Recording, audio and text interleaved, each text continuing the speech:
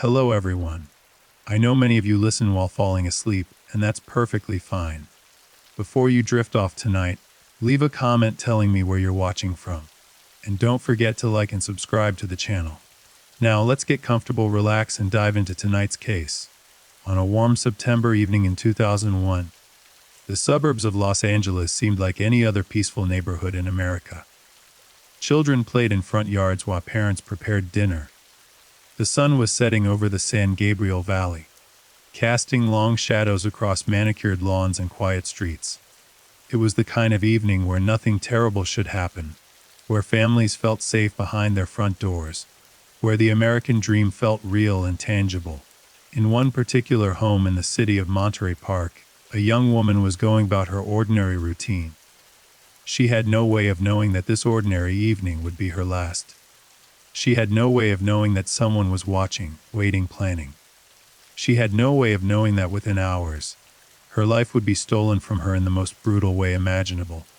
This is the story of Cindy Song, a case that would haunt investigators for years and reveal the terrifying truth that sometimes the greatest danger comes from those we trust the most.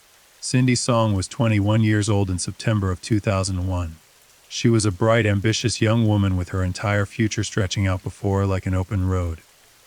Born in South Korea, Cindy had immigrated to the United States with her family when she was just a child, chasing the promise of opportunity and a better life that America represented to so many immigrant families. By all accounts, Cindy was the embodiment of the American dream in progress. She was a student at California State University, Los Angeles, where she studied business administration with hopes of one day running her own company. Her professors remembered her as diligent and focused, always sitting near the front of the classroom, always asking thoughtful questions. She took her education seriously because she understood the sacrifices her family had made to give her these opportunities. Cindy was known for her warm smile and her kind heart. She had a gentle demeanor that put people at ease, but beneath gentleness was a core of steel. She was determined, driven, and unwilling to settle for anything less than excellence. Her friends described her as someone who could light up a room simply by walking into it, someone whose laughter was infectious and genuine. She was petite, standing at just 5 feet 2 inches tall, with long dark hair that she often wore in a simple ponytail when she was studying. She had delicate features and expressive eyes that reflected her emotions openly. Cindy wasn't someone who hid what she felt. If she was happy, you knew it. If she was troubled, you could see it in her face. Family meant everything to Cindy. She lived with her parents in their modest home in Monterey Park, a city with a large Korean-American population where the Song family had built their life. Cindy's parents had worked tirelessly to provide for their daughter, taking jobs that were often beneath their education level and working long hours to ensure Cindy could focus on her studies. They had dreams for their daughter, dreams of seeing her graduate from college, dreams of watching her build a successful career, dreams of one day walking her down the aisle at her wedding. Cindy had a boyfriend, a young man she had been dating for several months. To those who knew them, they seemed like a typical young couple, navigating the early stages of a relationship, with all the excitement and uncertainty that entails. They would go to movies together, grab dinner at local restaurants, and spend hours talking about their futures. Cindy spoke about him with affection to her friends, though she also mentioned occasional disagreements, the kind of minor conflicts that seem normal in any relationship. Beyond her studies and her relationship, Cindy had simple pleasures that brought her joy. She loved Korean food, particularly the dishes her mother prepared at home. She enjoyed shopping with friends at the local Korean markets and malls. She was a fan of Korean dramas and would often stay up late watching episodes on her small television. She liked listening to music, both American pop songs and Korean ballads. She was, in every way, a normal 21-year-old woman trying to build a life for herself. Cindy worked part-time at a local business to help with her expenses and to ease the financial burden on her parents. She was proud of her independence, proud that she could contribute, proud that she was learning responsibility. Her coworkers remembered her as reliable and pleasant, someone who always showed up on time and did her work without complaint. She had dreams that extended beyond college. Cindy talked about traveling, about seeing the world, about maybe even returning to South Korea one day to visit the country of her birth with new eyes. She talked about starting a business that would help other immigrants, something that would give back to the community that had embraced her family. She talked about getting married eventually, about having children, about giving them the same opportunities her parents had given her. Cindy Song was a young woman who deserved a long, full life. She deserved to see her dreams come true. She deserved to experience all the joys and sorrows and triumphs that come with growing older. She deserved to make mistakes and learn from them, to fall in love, to build a career, to raise a family. She deserved so much more than what fate had in store for her. But on September 29, 2001, all of those possibilities would be erased in a single night of unimaginable violence. The days leading up to that terrible September evening seemed normal on the surface, but beneath the calm exterior of Cindy's life, there were small cracks beginning to show. Her relationship with her boyfriend had become somewhat strained in recent weeks. Friends later recalled that Cindy had mentioned arguments, though she had been vague about the details. She had seemed troubled at times, distracted in ways that were unlike her usual focused demeanor. Her roommate at the time, another Yuna who rented a room in the same house where Cindy was staying, noticed that Cindy had seemed preoccupied. There were phone calls that Cindy took in private, conversations conducted in hushed tones that stopped abruptly when someone entered the room. There were moments when Cindy seemed lost in thought, staring out windows with a worried expression that she would quickly hide behind a smile when asked if everything was okay. Cindy had recently made a decision that would prove significant. She had moved out of her parents' home and was renting a room in a house in Monterey Park. It was a step toward independence, a way for her to experience life on her own, while still staying close to her family and her school. Her parents had been hesitant about the arrangement, as many immigrant parents would be, but they respected Cindy's desire to grow and mature as a young adult. The house where Cindy was staying was a typical suburban home. Nothing that would stand out in the neighborhood. It was a single-story structure with a small front yard and a driveway. The area was quiet, residential, the kind of place where people knew their neighbors and felt safe leaving their doors unlocked during the day. Crime was relatively low in this part of Monterey Park. It was a community where families raised children and elderly couples retired in peace. But safety is often an illusion. Evil doesn't always announce itself with warning signs and red flags.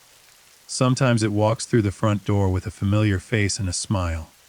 In the weeks before her death, Cindy had confided in a close friend that she was thinking about ending her relationship with her boyfriend. The spark that had initially drawn them together seemed to be fading, and Cindy was beginning to feel that they wanted different things from life. She was focused on her education and her future, while her boyfriend seemed less motivated, less driven. It was a common enough problem in young relationships, the kind of incompatibility that becomes clearer as people mature and understand themselves better. Her friend remembered Cindy saying something that would later seem chillingly prophetic. "I just don't know if he's the right person for me," Cindy had said. "Sometimes he gets so intense about things, and it scares me a little." When her friend had asked what she meant by intense, Cindy had waved it off, saying it was probably nothing, that she was just being dramatic. But there had been something in her eyes, a flicker of genuine concern that she had tried to hide but couldn't quite manage. There had also been strange phone calls to the house where Cindy was staying. The landlord mentioned that someone had called several times asking for Cindy, but when he tried to transfer the call or take a message, the person would hang up. It happened enough times that he mentioned it to Cindy, asking if she was having problems with someone. Cindy had assured him everything was fine, but her face had gone pale when he told her about the calls. Her roommate also noticed that Cindy had started locking her bedroom door at night, something she hadn't done when she first moved in. When asked about it, Cindy said she just felt better with the door locked, that it helped her sleep. But there was an anxiety in her voice that suggested the locked door was about more than just sleeping soundly. On September 28, 2001, The day before her murder, Cindy attended her classes at Cal State LA as usual. Her professors noticed nothing out of the ordinary. She participated in class discussions, took notes, and seemed engaged with the material. After class, she met with a study group at the campus library, spending several hours reviewing material for an upcoming exam. Her study partners remembered her as focused and helpful, patiently explaining concepts to those who were struggling. That evening, Cindy had dinner with her parents at their home. It was a visit she made regularly, usually 2 or 3 times a week. Her mother had prepared some of Cindy's favorite dishes, and they ate together at the family table, talking about school and life in the future. Cindy's father asked about her classes, and she told him she was doing well, that she felt confident about her grades. Her mother asked about her boyfriend, and Cindy had been evasive, changing the subject quickly. Her parents later said that Cindy had seemed slightly distracted during dinner, but they hadn't thought much of it at the time. College students were often preoccupied with exams and assignments, and they assumed that was what was on her mind. They had no way of knowing that this would be the last meal they would ever share with their daughter. Before Cindy left that evening, her mother had hugged her tightly, holding on for just a moment longer than usual. "Be safe," she had said in Korean. "Call me tomorrow, Mom," Cindy had replied, returning the embrace. "I love you." Those were the last words Cindy Song would ever speak to her mother. Cindy returned to the house where she was renting a room sometime around 9 o'clock in the evening. Her roommate was home and heard her come in. They exchanged brief pleasantries, and Cindy mentioned that she was tired and planned to go to bed early. She had class the next morning and wanted to be well rested. The roommate went to her own room, and the house settled in the quiet rhythms of an ordinary evening. Outside, the neighborhood was peaceful. Street lights cast yellow pools of illumination on empty sidewalks. A few cars passed by occasionally. A dog barked in the distance and then fell silent. Everything seemed normal. Everything seemed safe. But at some point during that night, something went terribly, horrifically wrong. The exact timeline of what happened next would become a subject of intense investigation and debate. What is known is that at some point in the late evening or early morning hours of September 29, someone entered the house where Song was staying. Whether they came through an unlocked door, whether they had a key, whether Cindy let them in herself, these details would later become crucial pieces of a puzzle that investigators would struggle to solve. What happened inside that house in those dark hours was an act of such brutal violence that even experienced homicide detectives would be shaken by what they discovered. Cindy Song, a young woman who had never hurt anyone, who had spent her life working hard and treating others with kindness, was attacked with savage ferocity. The attack appeared to have begun in or near Cindy's bedroom. There were signs of a struggle, though the room was not in complete disarray. Furniture had been moved slightly. Items on her desk had been knocked over. Her bedding was disturbed in ways that suggested something violent had occurred. Cindy had been struck multiple times with a blunt object, possibly a hammer or similar tool. The blows were delivered with tremendous force, targeting her head and upper body. The violence was personal, excessive, far beyond what would be necessary to simply incapacitate someone. This was rage made manifest, fury given physical form. The medical examiner would later determine that Cindy had suffered multiple skull fractures from the repeated blows. She had defensive wounds on her hands and arms, evidence that she had tried to protect herself, tried to fight back against her attacker. In her final moments, Cindy Song had fought for her life with everything she had. But she had been overpowered. The attack had been sudden and brutal, giving her little chance to defend herself effectively. Cindy was small and slight, weighing less than 110 pounds. Against a determined attacker wielding a weapon, she had been at a terrible disadvantage. After the initial assault, Cindy's body had been moved. She had been placed in a specific position, arranged in a way that suggested the killer had taken time after the murder to stage the scene. This detail would later prove significant to investigators, as it indicated a level of planning and control that seemed at odds with the frenzied violence of the attack itself. The killer had also attempted to clean up evidence. There were signs that blood had been wiped from surfaces, that items had been moved or removed from the scene. This wasn't a crime of pure passion, where the perpetrator fled immediately in panic. This was someone who had stayed after the killing, someone who had been composed enough to think about covering their tracks.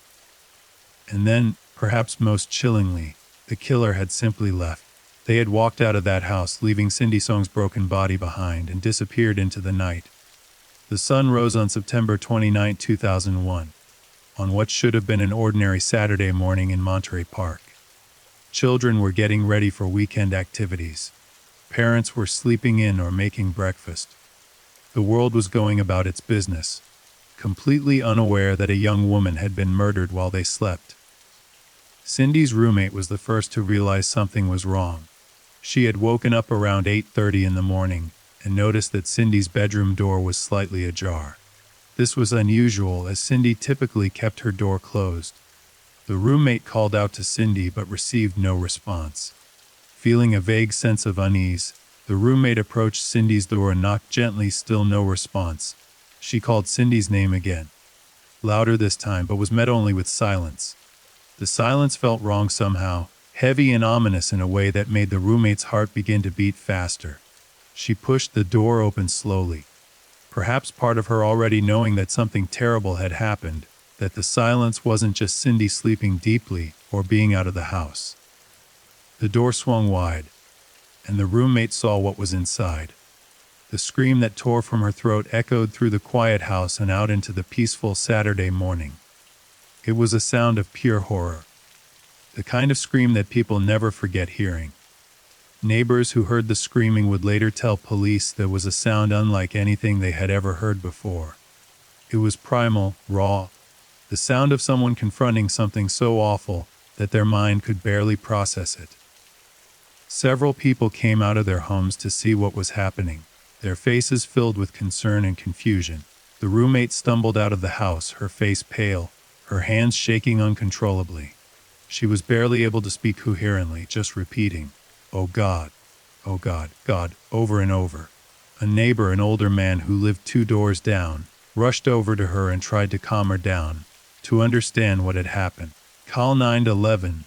The roommate finally managed to say, her voice breaking. "Cindy, someone killed her. There's so much blood, oh God, there's so much blood." The neighbor pulled out his cell phone with trembling hands and dialed 911. The call came in at 8:47 a.m. on September 20, 2001. The dispatcher answered, and the neighbor, trying to keep his voice steady, reported what appeared to be a homicide at the address in Monterey Park. Within minutes, the quiet suburban street was transformed into a crime scene. The first patrol car arrived at 8:52 a.m. Just 5 minutes after the initial call. 2 officers emerged from the vehicle and immediately moved toward the house. The roommate, now sitting on the front lawn being comforted by neighbors, pointed toward the open front door and said something the officers couldn't quite hear. One officer stayed with the roommate and the gathered neighbors, while the other approached the house cautiously. He called out, identifying himself as police, asking if anyone was inside. No response came. The officer entered the house, his hand resting on his service weapon, his training taking over even as his mind tried to prepare for what he might find. He moved through the living room, which appeared undisturbed. The kitchen was clean and ordinary. But as he approached the hallway leading to the bedrooms, he could see that one door stood open, and even from a distance, he could see what looked like blood on the floor just inside the room. The officer keyed his radio and called for backup and detectives immediately. Then, with his heart pounding, he moved toward the open bedroom door. What he saw inside would stay with him for the rest of his career. Cindy Song's body lay in her bedroom, positioned on the floor near her bed. The scene was one of horrific violence. Blood spatter marked the walls in patterns that told a story of repeated impacts, of a struggle, of a life being brutally taken. The young woman's injuries were severe and immediately obvious. This had not been a quick death. This had been prolonged and savage. The officer backed out of the room immediately, knowing better than to contaminate what was clearly a homicide scene. He returned to the front of the house where more patrol cars were arriving, their lights flashing in the morning sun. drawing more neighbors out of their homes to stand and stare and whisper among themselves.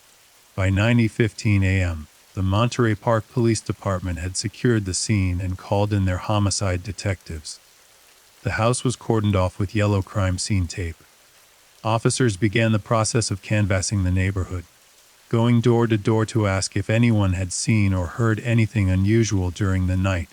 Detective Richard Chen was one of the first investigators to arrive at the scene.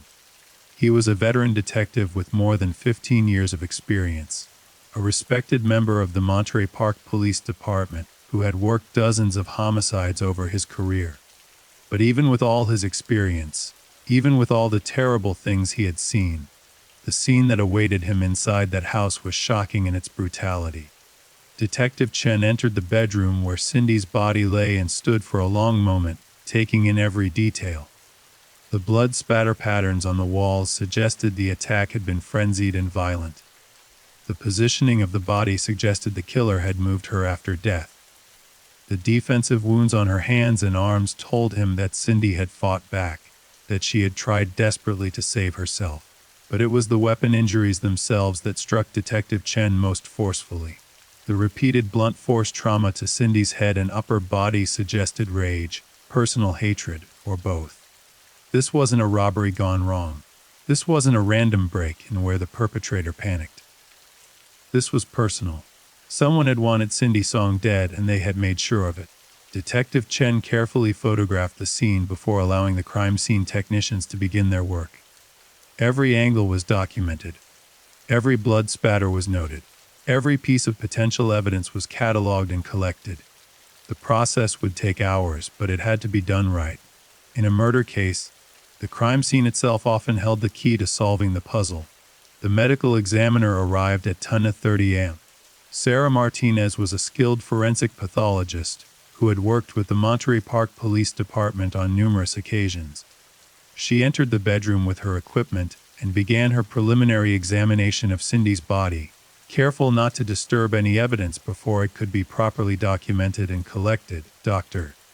Martinez noted the multiple skull fractures, the pattern of injuries that suggested a hammer or similar blunt instrument had been used. She observed the defensive wounds, the bruising, the blood loss. Based on the condition of the body and the ambient temperature of the room, she estimated that Cindy had been dead for approximately 8 to 10 hours, which would place the time of death somewhere between 11 p.m. and 1 a.m. This was a sustained attack, Dr. Martinez said to Detective Chen as they stood over Cindy's body. Multiple blows delivered with significant force. The killer didn't stop after the first few strikes. They kept going. Could she have survived the initial blows? Detective Chen asked, though he suspected he already knew the answer. Dr. Martinez shook her head slowly.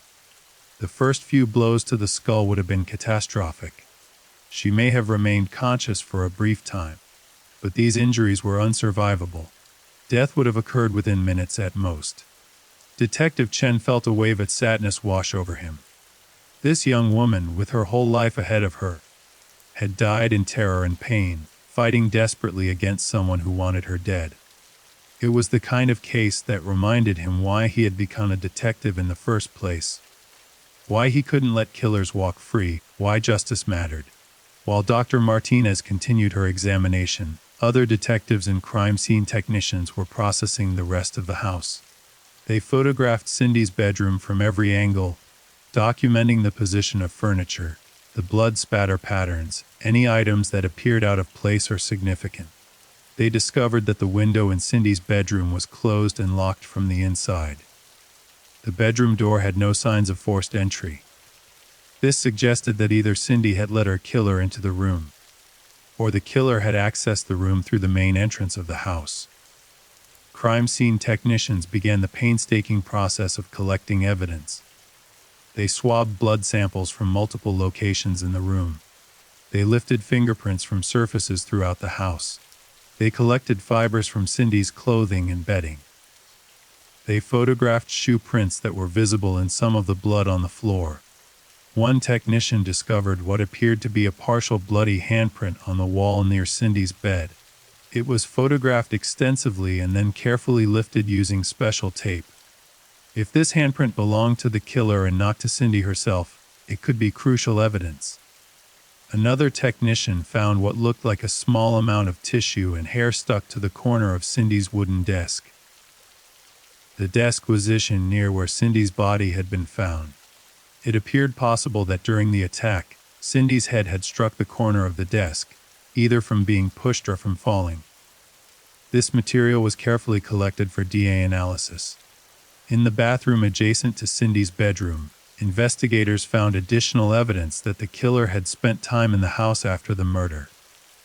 There was blood in the sink, as if someone had washed their hands.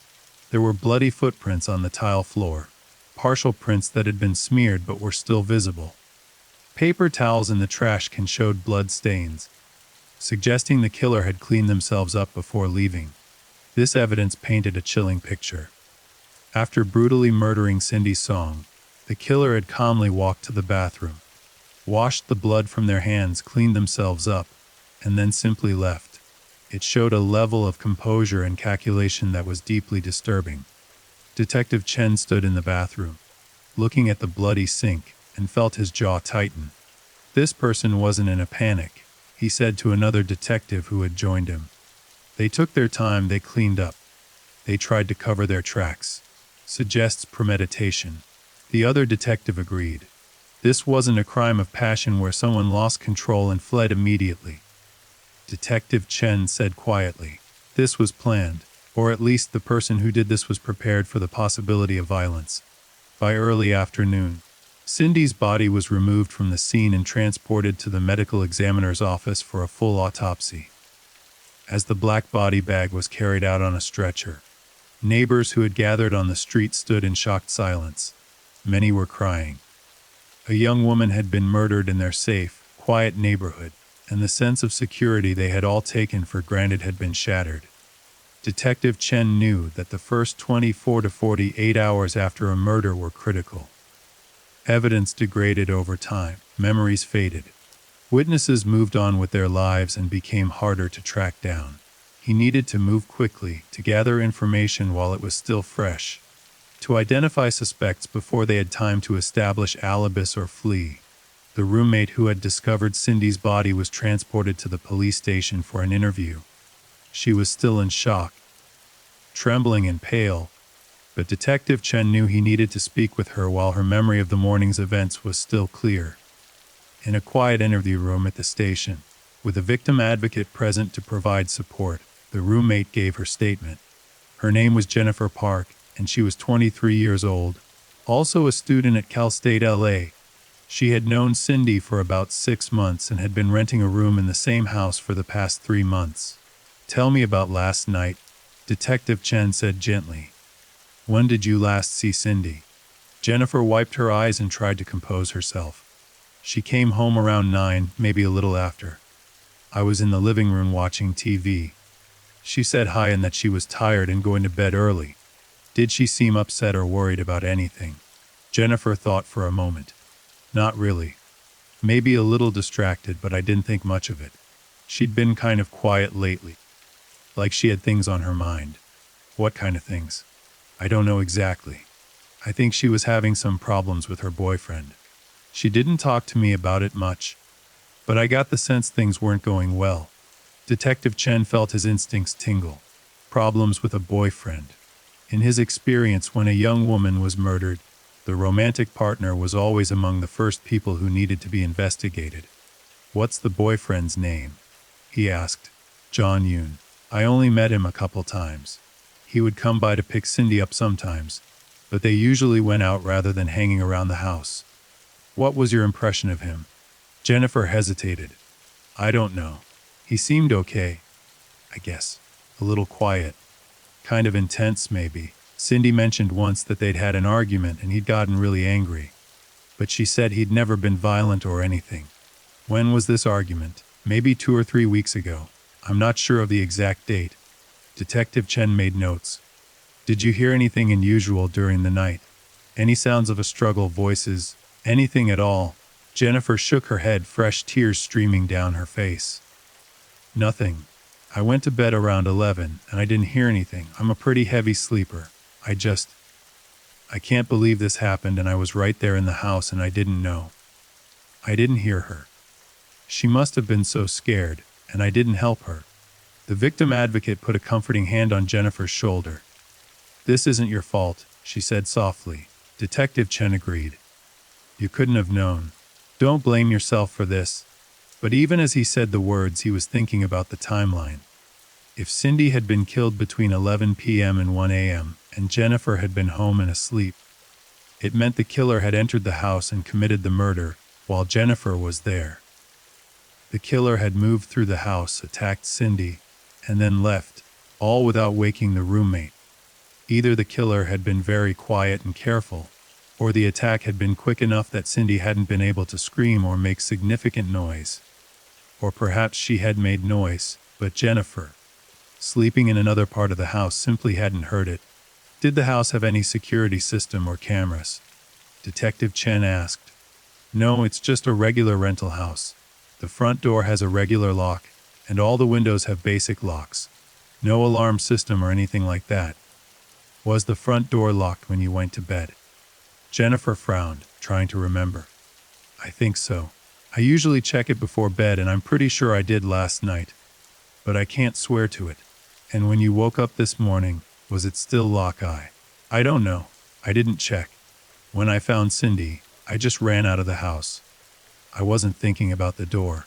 Detective Chen nodded. The first responding officers had found the front door unlocked when they arrived.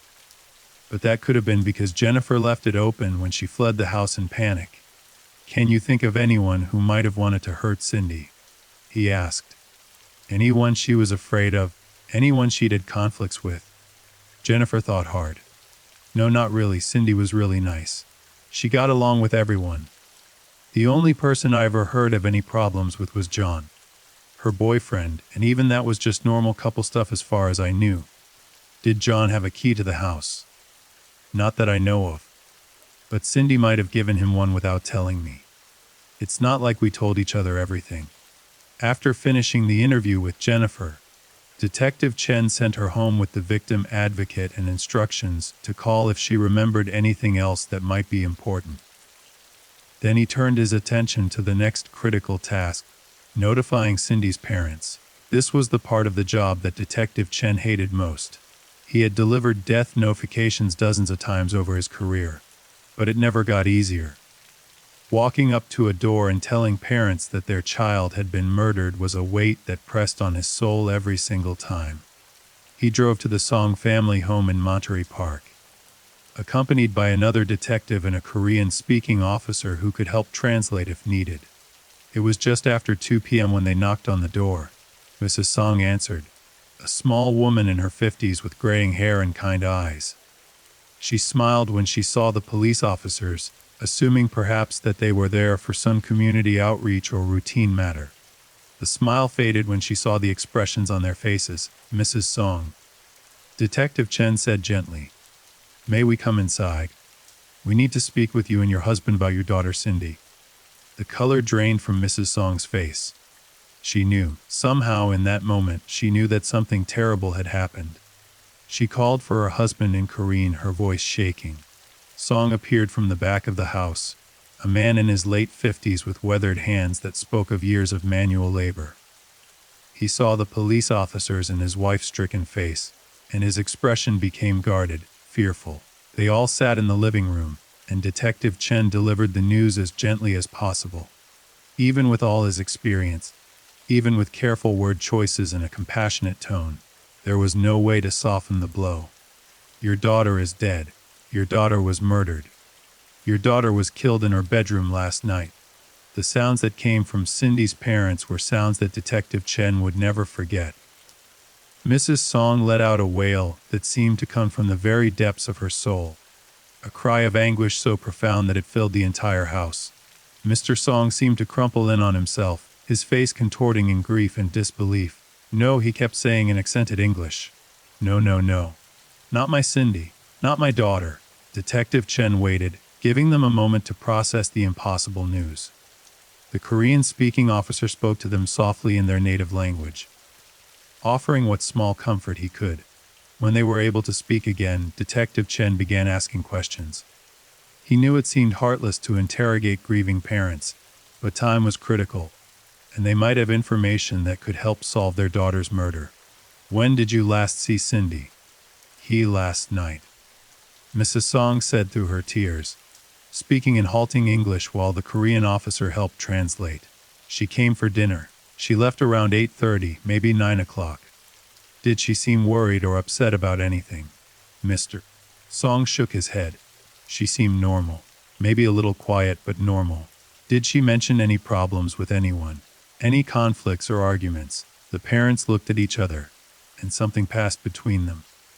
Some piece of information they weren't sure whether to share. What is it? Detective Chen asked gently. Anything you can tell us might help us find who did this. Mrs. Song spoke in Korean to the translator, who then relayed the information to Detective Chen. She says that Cindy had mentioned having some problems with her boyfriend. Cindy told her mother last week that she was thinking about breaking up with him. What was his name? John, Mr. Song said. We met him a few times. He seemed nice, polite. We had no idea there were problems. What kind of problems did Cindy mention? Mrs. Song spoke again in Korean, and the translator relayed. She said he was becoming too possessive, too controlling. He would get upset if she wanted to spend time with her friends instead of him. He would call her many times a day, wanting to know where she was and what she was doing. She said it was starting to feel suffocating. Detective Chen felt his suspicion growing stronger. Possessive behavior, controlling tendencies, anger when a partner wanted to leave. These were classic warning signs of domestic violence, often precursors to murder. Did Cindy ever mention that John had been violent with her or threatened her? The parents shook their heads. She said he never hit her, Mr. Song said, but she was becoming afraid of his temper. Do you know where John lives? Do you have contact information for him? The parents provided what information they had: John's phone number, the fact that he lived somewhere in the San Gabriel Valley, that he was about 24 or 25 years old, that he worked at an electronics store, but they couldn't remember which one. Detective Chen thanked them and told them that someone would be in touch about arranging to identify Cindy's body at the medical examiner's office. It was another horrible task that would fall to these grieving parents, but it was necessary. As he left the Song family home, Detective Chen was already forming a plan. John Yoon needed to be located and interviewed immediately. In murder cases, especially those involving young women, the romantic partner was always a prime suspect. The statistics bore this out time and time again. When a woman was killed, the person most likely to have killed her was someone she knew intimately. Back at the police station, Detective Chen assembled his team and briefed them on what he had learned. They had a suspect named John Yoon. They had a motive: relationship problems, possessive behavior, possible breakup. They had opportunity. John would have known where Cindy lived and could have had access to her. I want everything we can find on John Yoon, Detective Chen told his team. Phone records, address, employment information, criminal history if he has one. I want to know where he was last night, and I want him brought in for questioning as soon as possible. Detectives began working their phones and computers, pulling up databases, making calls to contacts, tracking down information. Within an hour, they had located John Yoon's address, an apartment in Alhambra, just a few miles from where Cindy had been killed. Detective Chen and his partner drove to the address, a modest apartment complex on a busy street. They knocked on the door of apartment 214, where records indicated John Yoon lived. No answer. They knocked again, harder this time, and called, John Yoon! Police! We need to speak with you! Still no answer. Detective Chen tried the doorknob. Locked. They spoke to the apartment manager, who confirmed that John in that unit, but said he hadn't seen him in a day or two. The manager couldn't provide much more information except that John kept to himself mostly, and had never caused any problems. Detective Chen left his business card with the manager and asked him to call immediately if John returned. Then he put out a "Be on the lookout" alert for John Yoon, including his description and last known vehicle information. Where was he? Had he fled after killing Cindy? Or was there some innocent explanation for his absence? As evening approached on that first day of the investigation, Detective Chen returned to the police station to review what they had learned so far. The evidence from the crime scene was being processed. The autopsy would be performed the next day. Detectives were conducting interviews with Cindy's friends, classmates, and coworkers, trying to build a complete picture of her life in the days and weeks before her murder. But the key question remained unanswered: where was John Yoon? The answer would come sooner than Detective Chen expected, and it would be more disturbing than he had imagined. As the sun set on September 29, 2001, the investigation into Cindy Song's murder was progressing on multiple fronts. Detectives were tracking down leads, following up on interviews, and waiting for forensic results that might provide crucial evidence. But the absence of John Yoon was becoming increasingly suspicious. Every hour that passed without locating him added weight to the theory that he might be their killer. Detective Chen stayed late at the station that night, reviewing crime scene photographs and interview notes, looking for anything he might have missed. The images of Cindy's bedroom haunted him.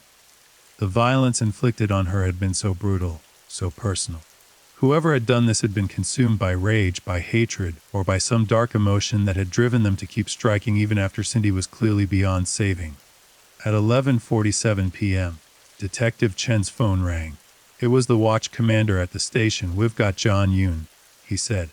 He just walked into the Alhambra Police Department and asked to speak with someone about Cindy Song.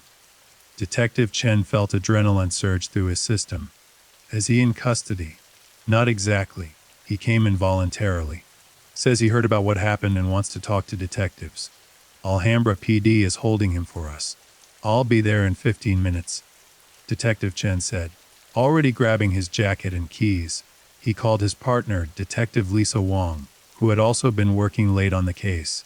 Within 20 minutes, both detectives were at the Alhambra Police Department, being led to an interview room where John Yoon was waiting. John Yoon was 24 years old, of medium height and build, with dark hair and a thin face. When Detective Chen and Detective Wong entered the room, he looked up at them with red-rimmed eyes. He appeared to have been crying, and his hands were shaking slightly as they rested on the table in front of him. "Mr. Yoon," Detective Chen said, taking a seat across from him. "I'm Detective Chen from Monterey Park PD, and this is Detective Wong. We understand you wanted to talk to us about Cindy Song." John nodded, his voice breaking as he spoke. "Is it true? Is she really dead? I heard. Someone told me that she was killed, but I couldn't believe it. I needed to know if it was true." "How did you hear about it?" Detective Wong asked. "A friend called me. He said he heard it from someone in the Korean community. He said Cindy was murdered last night." I can't believe it." Fresh tears spilled down John's cheeks. Detective Chen studied him carefully, watching every gesture, every expression, every word. John Yoon appeared genuinely distraught, but Detective Chen had seen killers who were excellent actors. "Emotion alone didn't prove innocence. We need to ask you some questions," Detective Chen said. "First, I need to inform you of your rights." He read John his Miranda rights, making sure he understood each one. "Do you understand these rights?" Detective Chen asked. "Yes," John said. "And are you willing to talk to us?" "I want to help. I want to find out who did this to Cindy." "Okay. Let's start with your relationship with Cindy. How long had you two been dating?" "About 7 months. We met in February at a mutual friend's party. We started dating shortly after that." "And how would you describe your relationship?" John hesitated, seeming to choose his words carefully. "It was good at first. Really good, I thought. I thought she might be the one, you know. But lately, things had been difficult." "Difficult how?" "We were arguing more. She was busy with school, and I wanted to spend more time with her than she could give. I know I was being too demanding. I know I was probably pushing her away, but I loved her. I didn't want to lose her." "Did you know she was thinking about breaking up with you?" Detective Wong asked. John's face crumpled. "She told me last week that she needed space. She said she needed to focus on school and that I was being too intense. I tried to give her space, I really did, but it was hard. I kept wanting to call her, to see her, to fix things." "When was the last time you saw Cindy?" Detective Chen asked. "Thursday night, September 27th. We met for dinner at a Korean restaurant in Monterey Park. We talked for a while, and she told me that she thought we should take a break from the relationship. How did that make you feel? Devastated. All of it. John wiped his eyes. I didn't want to lose her, but she seemed really determined. She said she just needed time to think, that maybe we could try again later after she finished the semester at school. Did you argue? John nodded. Yeah. I got upset. I raised my voice. I said some things I regret now. I told her she was making a mistake, that we were good together, that she was throwing away something real. But she wouldn't change her mind. Did you threaten her? No. God, no. I would never hurt Cindy. I loved her. What happened after the argument? I took her home, to the house where she was staying. I dropped her off around 9:30 or 10. That was the last time I saw her. His voice broke a known. If I had any idea, I would have said different things. I would have told her I loved her instead of arguing with her. Detective Chen leaned forward slightly. Where were you last night, John? Between 11 p.m. and 2 a.m. This was the critical question. This was where John would either provide an alibi that could be verified, or where his story would fall apart. John took a deep breath. I was home. At my apartment. No. I live alone. I was by myself. Detective Wong made a note. Did you make any phone calls? Send any texts or emails? Anything that would put you at your apartment during those hours? John thought for a moment. I called my brother around midnight. We talked for maybe 15 or 20 minutes. He lives in Orange County. What did you talk about? Cindy. The breakup.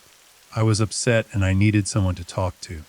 My brother tried to calm me down, told me that if it was meant to be, it would work out. What's your brother's name and phone number? Detective Chen asked. John provided the information which Detective Wong wrote down. If the phone call could be verified, it would place John at home during at least part of the critical time window. But it wouldn't eliminate him as a suspect. The medical examiner's estimate of time of death had a range. John could have killed Cindy earlier in the night, or even after the phone call with his brother. Did you go anywhere last night? Leave your apartment at all? No, I was home all night. I couldn't sleep, so I watched TV and just sat around feeling sorry for myself.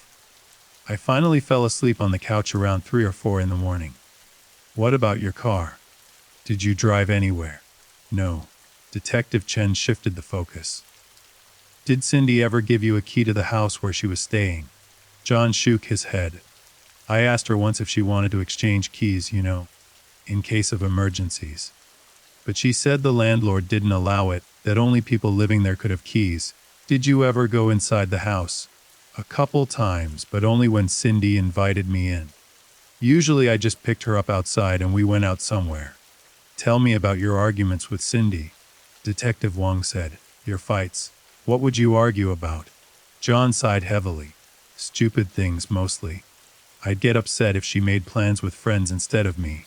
I'd get jealous if she talked about other guys, even just classmates or coworkers. I know I was being possessive. My brother told me I was pushing her away with that behavior, but I couldn't seem to help it. I was afraid of losing her, and that fear made me do exactly the things that drove her away. Did you ever get physical during these arguments? No, John said firmly. Never. I raised my voice sometimes and I said things I shouldn't have, but I never touched her in anger. Never. Did you ever threaten her? Not really. I mean, I might have said things like you're going to regret this, or you'll realize you made a mistake, but I didn't mean them as threats. I just meant that I thought we were good together and she would eventually see that. Detective Chen and Detective Wong exchanged a glance. Those kinds of statements could certainly be interpreted as threats, even if John claimed that wasn't his intention. John, Detective Chen said, I need to ask you directly. Did you kill Cindy Song? John's eyes widened, and he looked genuinely shocked by the question. What? No, absolutely not. I loved her. I would never hurt her. You have to believe me. We're just trying to establish the facts, Detective Wong said. You understand that you're one of the last people to see her alive. You had a difficult relationship with her. You were upset about the breakup, and you don't have an alibi for the time of her death. I understand how it looks, John said, his voice desperate now. But I didn't do this. I couldn't do this. When I heard she was dead, I felt like my whole world was ending. Whoever killed her, I want them caught. I want them to pay for what they did. Would you be willing to provide a DNA sample? Detective Chen asked. Yes, absolutely. Whatever you need. Would you be willing to let us search your apartment and your car? John hesitated for just a moment, then nodded. I don't have anything to hide. What about your phone? Can we take a look at your phone records, your text messages? Yes. Detective Wong left the room to arrange for a consent search of John's apartment and vehicle, and to prepare the forms for the DNA sample. Detective Chen remained with John, watching him, reading him. Detective Chen said, Friday, September 28th. What did you do? I went to work at the electronics store where I work. I was there from 10 in the morning until 6 in the evening. After work, I went home. I picked up some food on the way. Then I just stayed home for the rest of the night. Did you try to contact Cindy at all yesterday? John looked uncomfortable. I called her once. In the afternoon around 3. She didn't answer, so I left a message asking her to call me back. She never did. What did you say in the message? Just that I wanted to talk to her. That I was sorry for arguing with her on Thursday, and that I hoped we could still be friends even if she didn't want to date anymore. Did you try to call her again? No, I wanted to, but I was trying to give her the space she asked for. Detective Wong returned with the consent forms and a DNA collection kit. John signed the forms allowing the search of his apartment and vehicle, and allowed Detective Wong to swab the inside of his cheek for a DNA sample. We're going to need you to stay here for a while longer, Detective Chen said. We're going to send officers to search your apartment and car, and we may have more questions for you. Am I under arrest? John asked nervously. Not at this time. But we need you to cooperate with us while we complete our investigation. John nodded. I'll do whatever you need me to do. While John waited in the interview room, Detective Chen and Detective Wong coordinated the search of his apartment and vehicle. They also put in a rush request for John's phone records and worked on verifying his alibi by contacting his brother. John's brother, Michael Yoon, confirmed that John had called him around midnight on Friday night, and that they had talked for about 20 minutes. Michael said that John had been very upset about the breakup with Cindy, but that he hadn't said anything about planning to hurt her, or even about going to see her. He was just heartbroken, Michael told the detectives. He kept saying he didn't know how he was going to live without her. But it was the kind of thing someone says when they're sad, not the kind of thing that sounded like a threat. At least, that's not how I took it at the time.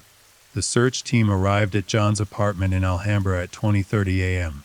They methodically went through every room, every closet, every drawer, looking for any evidence that might connect John to Cindy's murder. They were looking for several specific things: bloody clothing, a hammer or similar blunt weapon, any of Cindy's personal belongings, anything that might indicate John had been at Cindy's house on the night of the murder.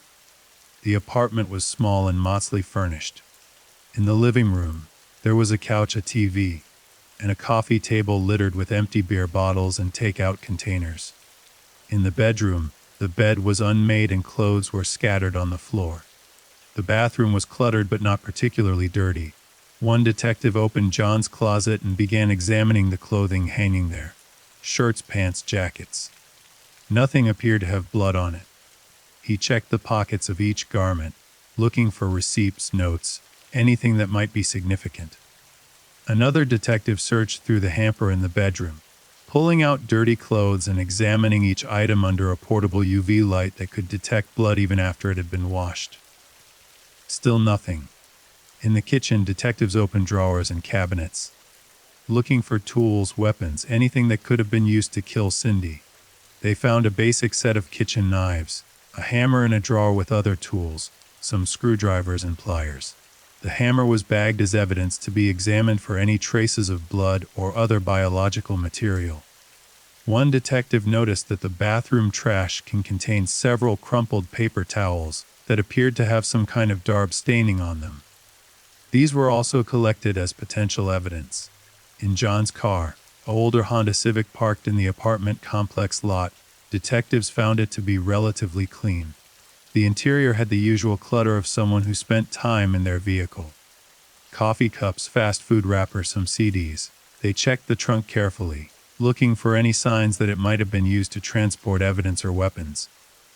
Nothing obvious stood out. They did find a receipt dated September 28th from a gas station in Alhambra, time-stamped at 7:15 p.m. This supported John's statement that he had been out briefly after work before going home for the night.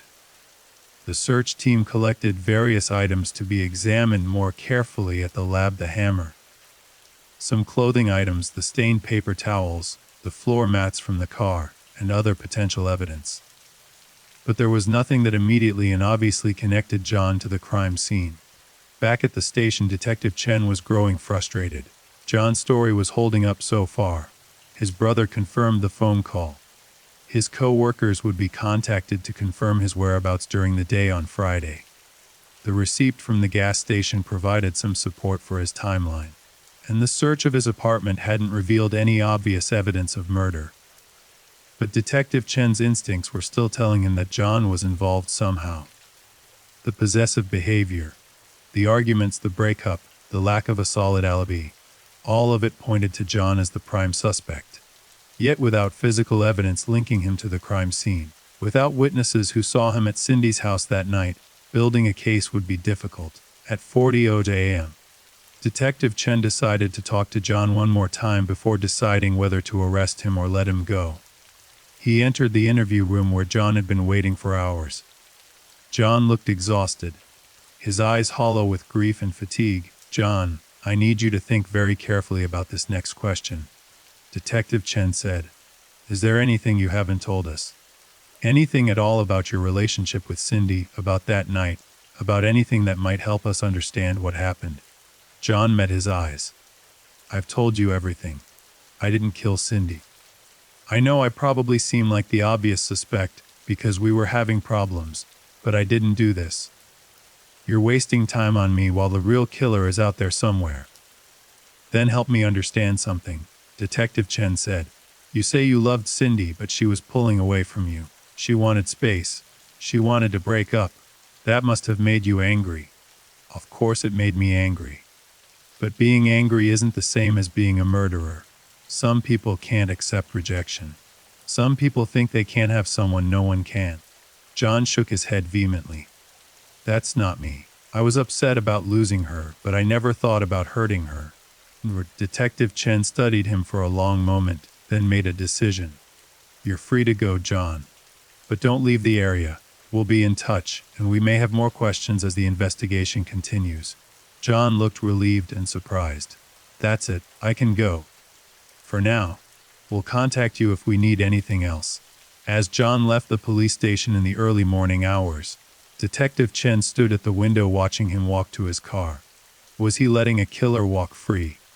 Or was John Yoon exactly what he claimed to be, a heartbroken ex-boyfriend who had nothing to do with Cindy's murder?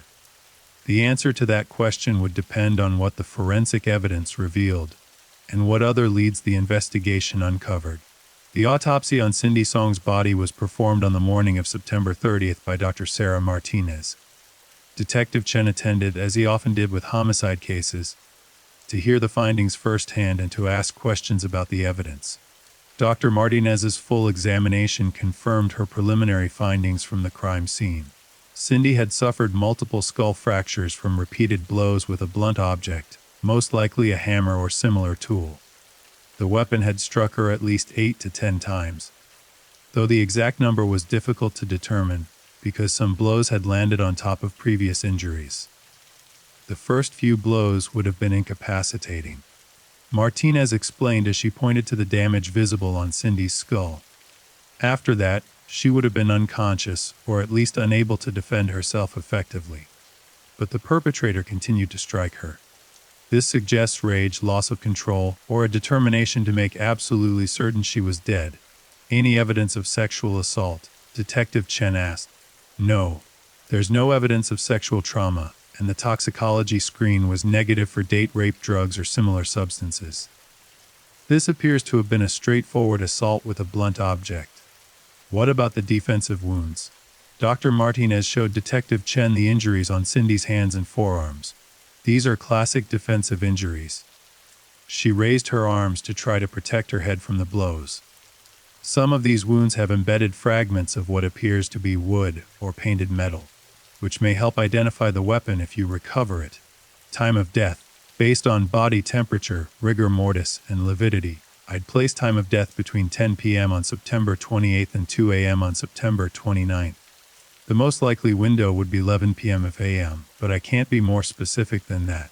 Martinez also noted that she had collected DNA samples from under Cindy's fingernails, from her clothing, and from various locations on her body.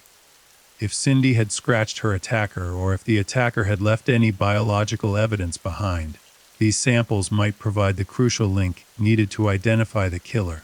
How long before we get DNA results? Detective Chen asked. The lab is backed up as usual.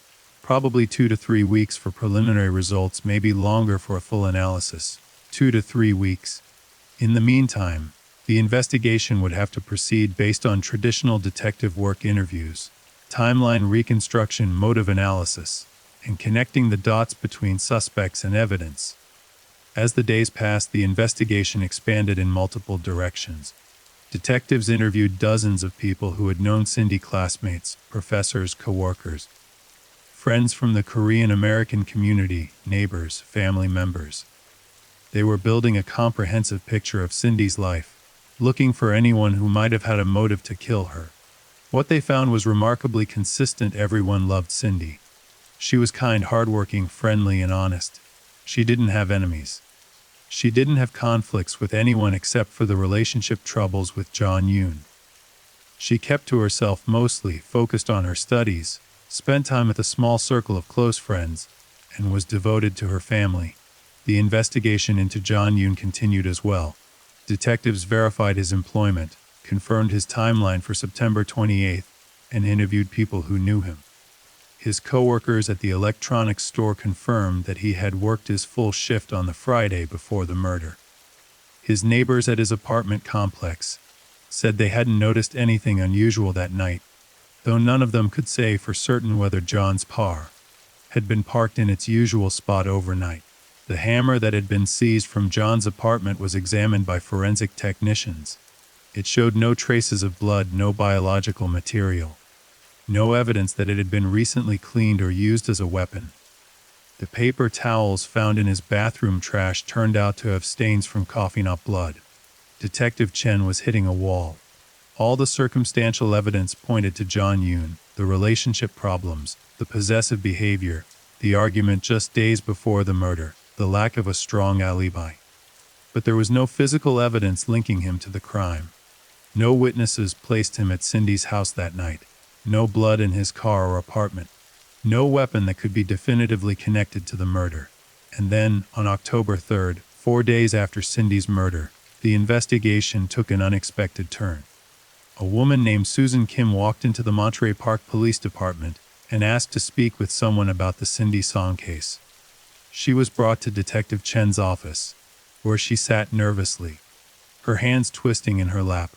"I don't know if this means anything," Susan said, "but I was friends with Cindy, and there's something I think you should know." Detective Chen leaned forward, his attention fully focused on her. "What is it?" "Cindy told me about a month ago that someone had been following her. She said she'd noticed the same car behind her several times when she was driving home from school or from her parents' house. She thought maybe she was being paranoid, but it happened enough times that she was starting to get worried." Detective Chen felt his pulse quicken. "Did she say what kind of car it was?" "Dark sedan. Maybe black or dark blue. She wasn't sure about the make or model. And she never got a good look at the driver." "Did she report this to the police?" Susan shook her head. She said she didn't have enough information to report. It wasn't like the car did anything threatening. It was just there behind her more often than seemed normal. Did she think it was John, her boyfriend? She wasn't sure. The timing didn't always match up with when she knew where John was. And the car didn't look like John's car. His is a lighter color. Did she mention this to anyone else? "I don't know. Maybe her parents." She was starting to get really scared about it in the last week or two before she died. This was new information, and it opened up a troubling possibility. What if John Yoon wasn't the killer? What if Cindy had been stalked by someone else, someone the investigation hadn't even identified yet? Detective Chen thanked Susan for coming forward and asked her to provide a detailed statement about everything Cindy had told her regarding the stalking. As Susan left, Detective Chen sat back in his chair and stared at the case files spread across his desk. The investigation had just become more complicated. They had spent days focused on John Yoon as the primary suspect, but now there was a possibility that the real killer was someone else entirely. Someone who had been watching Cindy, following her, waiting for the right opportunity. Someone who was still out there unknown and unidentified. The revelation about the stalking changed the entire trajectory of the investigation. Detective Chen immediately called a meeting with his team to discuss this new information and to reassess their approach to the case. "We can't put all our eggs in the John Yoon basket," he told the assembled detectives. "We need to consider the possibility that someone else was targeting Cindy, someone we don't know about yet." The team began reviewing all the evidence with fresh eyes, looking for clues they might have missed while focused on John as the primary suspect. They went back through witness statements, crime scene photographs, and forensic reports, searching for anything that might point to an unknown stalker. Detective Wong was assigned to track down Cindy's other friends and acquaintances to see if anyone else had noticed the dark sedan, or if Cindy had mentioned the stalking to anyone besides Susan Kim. Meanwhile, other detectives began reviewing surveillance footage from businesses and traffic cameras near Cindy's house, and along the routes she regularly traveled between school, work, and her parents' home. The search for surveillance footage was painstaking work. The detectives had to contact dozens of businesses, explain what they were looking for, and then spend hours reviewing grainy video feeds looking for any sign of a dark sedan that appeared repeatedly in proximity to Cindy's movements. Most businesses only kept footage for a week or two before recording over it, which meant that any evidence of stalking for more than a few weeks ago was likely lost forever. But on October 5th, Detective Wong found something. A traffic camera at an intersection near Cal State, LA had captured footage from September 27th, the day before Cindy was murdered. The footage showed Cindy's car, a white Toyota Corolla, passing through the intersection at 40:47 p.m. Approximately 30 seconds later, a dark blue Sedan passed through the same intersection, traveling in the same direction. It could be a coincidence, Detective Wong said as she and Detective Chen reviewed the footage. "Lots of cars travel that route. Keep looking," Detective Chen said. "See if you can find more instances." Over the next several days, Detective Wong found 3 more instances on traffic camera footage, where Cindy's car appeared followed shortly after by what looked like the same dark blue sedan. The pattern was too consistent to be coincidental. Someone had definitely been following her. The problem was that the footage wasn't clear enough to identify the license plate or to get a good look at the driver. The sedan appeared to be a mid-1990s model, possibly a Honda Accord or Toyota Camry. But beyond that, there wasn't much to go on. Detective Chen requested that the footage be sent to the department's Technical Services Division to see if they could enhance the images enough to make out the license plate. It was a long shot, but it was worth trying. While that process was underway, Detective Chen decided it was time to take another look at John Yoon. Just because there was evidence of a stalker didn't mean John was off the hook. It was possible that John had been the one doing the stalking, perhaps in a different car to avoid being recognized. He called John and asked him to come back to the station for a follow-up interview. John agreed without hesitation and arrived the next afternoon looking tired and drawn. The stress of being investigated for his ex-girlfriend's murder was clearly taking a toll on him. "John, I need to ask you about something that's come up in the investigation," Detective Chen said once they were seated in the interview room. "Did you ever follow Cindy? Maybe to see where she was going or who she was with?" John looked genuinely confused. "Follow her? Like spy on her?" "No, why would I do that? We have information that someone was following her in the weeks before her death. A dark blue sedan." Do you know anyone who drives a car like that? John thought for a moment, then shook his head. I don't think so. My car is silver, and I don't know why I would use someone else's car to follow her. That doesn't make any sense. Did Cindy ever mention to you that she thought someone was following her? No. She never said anything like that to me. If she had, I would have told her to call the police. Detective Chen studied John's face, looking for any sign of deception. But John seemed genuinely surprised by this line of questioning, and this confusion appeared authentic. Is there anyone else who might have been interested in Cindy? Someone who might have wanted to date her, or who had feelings for her? John frowned. There were guys who were interested in her, sure. She was beautiful and kind. But I don't know of anyone specific who was pursuing her or anything like that. She would have told me if someone was bothering her. Think carefully. Was there ever anyone who made her uncomfortable? Someone who paid too much attention to her or who seemed overly interested? John sat quietly for a long moment, thinking. Then his expression changed slightly, as if he had remembered something. There was this one guy, he said slowly. A few months ago. Cindy mentioned that there was someone in one of her classes who kept trying to talk to her. She said he made her uncomfortable because he would stand too close and ask really personal questions.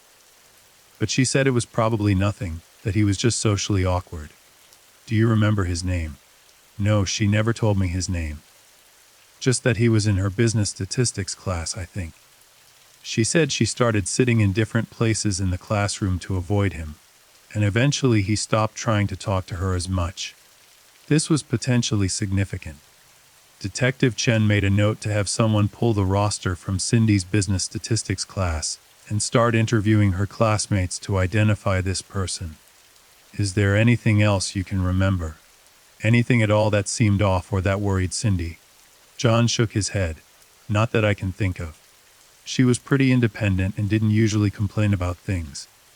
If something was bothering her, she would just handle it herself rather than making a big deal out of it. After John left, Detective Chen contacted Cal State LA and requested the roster for Cindy's business statistics class from the spring semester. The university was cooperative, and within a few hours, he had a list of 32 students who had been enrolled in the class with Cindy. Detective Wong began the process of tracking down and interviewing these students. It was tedious work, but necessary. Each student had to be located, contacted, and asked about their interactions with Cindy, and whether they remembered anyone in the class who had paid unusual attention to her. Most of the students remembered Cindy as a quiet, studious classmate who kept to herself. Several mentioned that she was pretty and nice, but that they hadn't really gotten to know her well. A few said they had worked with her on group projects and found her to be helpful and intelligent. It wasn't until Detective Wong interviewed the 18th student on the list that she got a useful lead. A young woman named Michelle Park remembered exactly who had been bothering Cindy. Oh, yeah, that was totally Brian, Michelle said when asked about anyone who had made Cindy uncomfortable. Brian Cho. He was always trying to talk to her before class and after class. He would save her a seat and get upset if she sat somewhere else. It was kind of creepy, honestly. Did Cindy ever tell him to leave her alone? I don't think she wanted to be rude. She would just kind of give short answers and try to end the conversations quickly. But Brian didn't seem to pick up on the hints. He kept trying. What can you tell me about Brian? Michelle thought for a moment. He was quiet, kind of a loner. He didn't really talk to anyone else in the class, just Cindy. He would stare at her during lectures. I noticed it because I sat near both of them. It was like he was obsessed with her or something. Do you know if he's still a student at Cal State LA? I'm not sure. I haven't seen him around campus this semester, but that doesn't mean much. It's a big school. Detective Wong thanked Michelle and immediately ran a background check on Brian Cho. What she found was concerning. Brian Cho was 23 years old, a student at Cal State LA studying computer science. He lived alone in an apartment in Rosemead, just a few miles from where Cindy had been killed, and according to DMV records, he owned a dark blue 1996 Honda Accord. Detective Wong rushed back to the station with this information. Detective Chen felt a surge of excitement when he heard about the car. This could be the break they needed. Get me everything on Brian Cho, he told his team. Background check, criminal history, employment records, class schedule, everything. And I want eyes on his apartment. If he's our guy, I don't want him disappearing. Within hours, the team had compiled a comprehensive file on Brian Cho. He had no criminal record, not even a traffic ticket. He had grown up in the San Gabriel Valley, attended local schools, and had been a student at Cal State LA for the past 3 years. He worked part-time at a computer repair shop in Alhambra. On the surface, Brian Cho looked like an ordinary college student. But Detective Chen knew that serial killers and violent criminals often looked ordinary on the surface. It was what lay beneath that mattered. 2 detectives were assigned to conduct surveillance on Brian's apartment, while Detective Chen worked on obtaining a search warrant. To get the warrant, they would need to establish probable cause that Brian had been involved in Cindy's murder. The fact that he drove a car matching the description of the stalker's vehicle and had made Cindy uncomfortable in class was suggestive, but it might not be enough for a judge to authorize a search. Detective Chen decided they needed more information before approaching a judge. He assigned detectives to interview Brian's coworkers, his neighbors, and other students who had classes with him. They needed to build a complete picture of who Brian Cho was and whether he was capable of murder. The interviews painted an interesting portrait. Brian's coworkers at the computer repair shop described him as intelligent but socially awkward. He was excellent with computers and could fix almost any technical problem, but he struggled with customer interactions. He would become nervous when talking to people face to face and would often say inappropriate things without seeming to realize it. He's a nice guy, but he's just weird, one coworker said. He doesn't really understand social cues. He'll stand too close to people or stare at them without realizing it makes them uncomfortable. Brian's neighbors said he was quiet and kept to himself. They rarely saw him outside of coming and going from his apartment. He didn't seem to have friends who visited. He didn't play loud music or cause any disturbances. He was by all accounts invisible in his apartment complex. The most revealing interview came from another student who had taken several classes with Brian over the years. This student, a young man named David Chen, had tried to be friendly with Brian and had spent some time talking with him between classes. Brian has this thing about women, David told the detective interviewing him. He gets fixated on them. Last year he was obsessed with this girl in our programming class. He would talk about her constantly, even though never actually had a real conversation. He knew all sorts of details about her: where she parked her car, what days she worked at her part-time job, what time her classes were. It was stalker-level stuff. Did he ever act on this obsession? I don't think so. The girl graduated at the end of last year, and I don't know what happened after that. But then this semester, last semester now, I guess, he started talking about another girl. He said he'd finally found someone perfect, someone who understood him. But when I asked if he was dating her, he got all defensive and said they were still in the early stages of getting to know each other. Did he mention her name?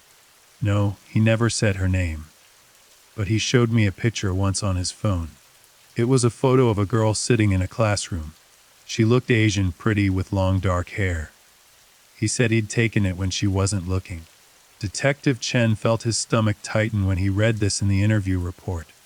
Taking photos of women without their knowledge. Fixating on them. Knowing their schedules and routines. These were classic stalking behaviors, and they fit perfectly with what they knew about Cindy being followed. We need to talk to Brian Cho, Detective Chen told his team. But we need to be smart about this. If he's our killer, we can't give him any warning that might make him destroy evidence or flee. They decided on a soft approach. 2 detectives would go to Brian's apartment and ask if he would come to the station to answer some questions about a former classmate who had been murdered. They would frame it as a routine interview, the kind they were conducting with all of Cindy's classmates. They wouldn't mention the stalking or the car. They would just see how Brian reacted and what he had to say. On the afternoon of October 8th, 9 days after Cindy's murder, Detectives Wong and Martinez knocked on the door of Brian Cho's apartment. They could hear movement inside, and after a moment, the door opened. Brian Cho was of medium height and thin build, with black hair that looked like it hadn't been washed in several days. He wore glasses and had the pale complexion of someone who spent most of their time indoors. He looked at the detectives with an expression that was difficult to read, somewhere between confusion and concern. "Brian Cho?" Detective Wong asked. "Yes, I'm Detective Wong, and this is Detective Wong S. from the Monterey Park Police Department.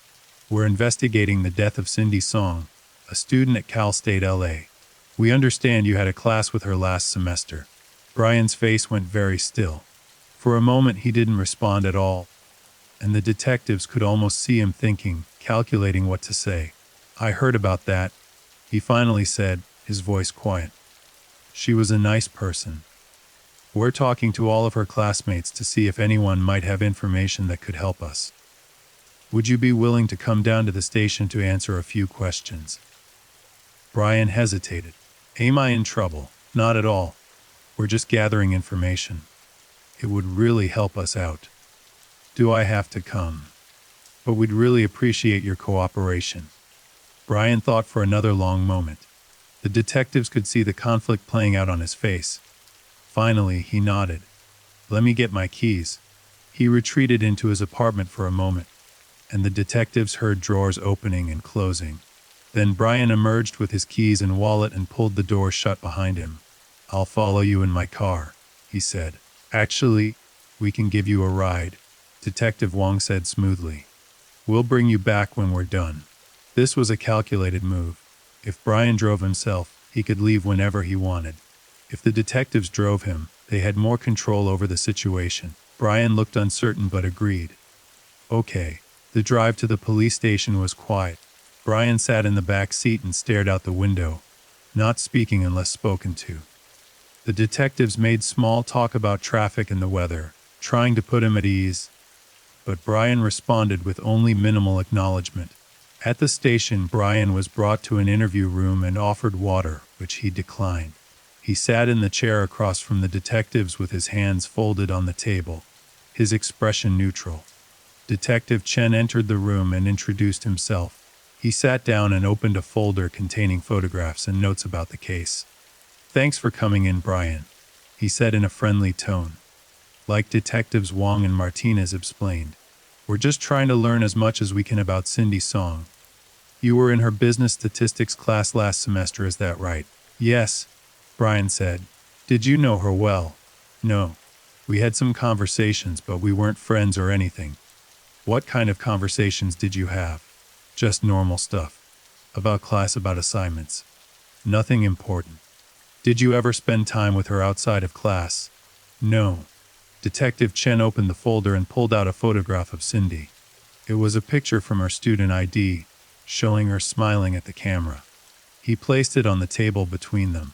Cindy was murdered in her home on the night of September 28th. She was beaten to death with a blunt object. It was a brutal attack. Someone killed her with extreme violence. Brian looked at the photograph but showed no visible emotional reaction. His face remained neutral, almost blank. "Do you have any idea who might have wanted to hurt Cindy?" Detective Chen asked. "No. Like I said, I didn't really know her that well. Several people have told us that you paid quite a bit of attention to Cindy in class.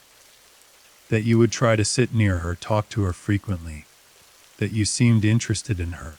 Brian's expression didn't change. "I talked to her sometimes." "So what?" "I talked to other people in the class too." "You took pictures of her, didn't you?" "On your phone. Pictures she didn't know you were taking." For the first time, something flickered in Brian's eyes. Surprise, maybe, or concern that the detectives knew this detail.